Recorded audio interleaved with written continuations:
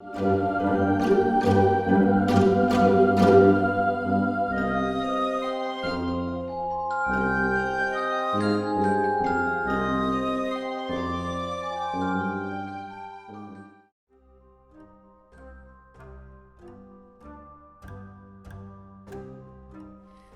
vous avez été nombreux à nous envoyer vos réponses. Voyons comment nous pouvons résoudre tout cela.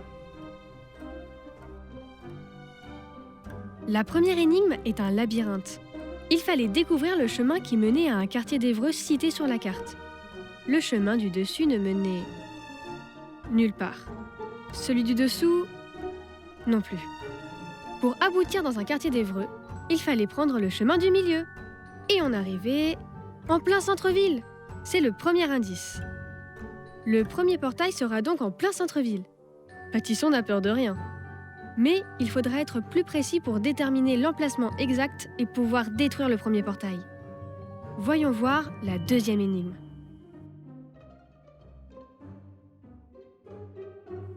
C'est un jeu de différence, mais avec une seule différence.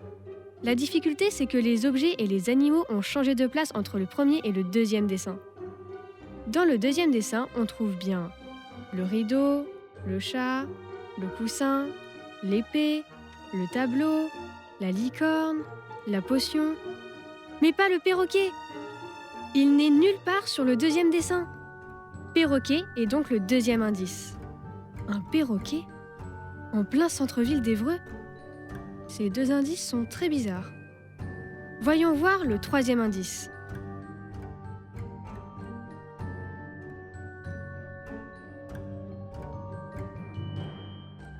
Il s'agit d'une énigme.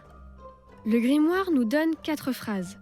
Il faut trouver un homonyme pour chacune d'elles, c'est-à-dire le même mot, mais qui a un sens différent à chaque fois.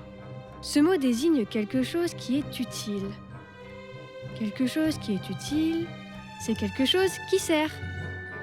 Au Moyen-Âge, il obéissait au seigneur. C'est le cerf, celui du système féodal. Dans les bois, il court. C'est le cerf, évidemment, celui qui porte des bois sur sa tête.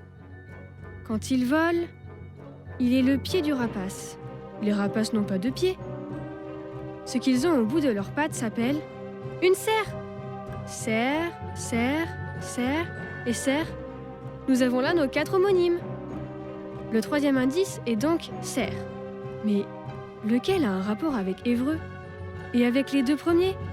Je commence à avoir ma petite idée. Mais voyons le 4e indice pour être sûr. Pour la 4e énigme, il fallait décoder le message qui était en écriture entièrement magique. Heureusement, Pâtisson n'avait pas effacé le début du message en écriture normale. On pouvait découvrir la correspondance de certaines lettres. Le premier symbole, on le retrouve sous le J de jamais.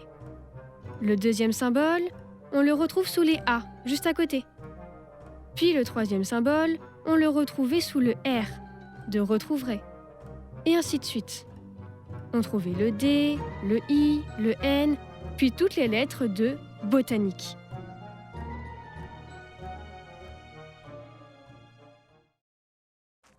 Mais oui, évidemment. Dans le centre-ville, avec un perroquet. Dans le jardin botanique, une serre. Il s'agit de la serre tropicale. Elle compte plus de 400 plantes tropicales. Elle permet de découvrir l'histoire des forêts tropicales, la richesse florale de ces régions et bien sûr, rencontrer les 2 perroquets, Rona et Ara. Où Pâtisson a-t-elle pu cacher le portail? Là!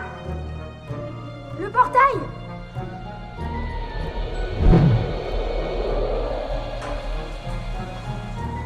Bien joué tout le monde.